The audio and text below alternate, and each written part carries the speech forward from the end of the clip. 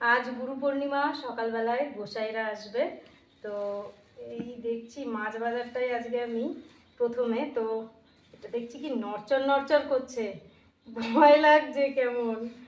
ওরে মাথা মুন্ডু তো কিছু বুঝে পাচ্ছি না। ওরে বাবা, ওরে বাবা, মনে হচ্ছে কিছু ভয়ঙ্কর জিনিস। হ্যাঁ, ওরে মা গো মা, তুমি এইগুলো কি করতে আনছো রে? এগুলা কে কাটবে রে? এইগুলো কে কাটবে রে? আমি তো কাটতে পারবো না। ওরে মা গো মা, মা আমার হাত ধরে নেবে মনে হচ্ছে। বাবা গো, কি করবো বলো তো? এগুলো তুমি এর মধ্যে ঢুকাও, এবার খোলো।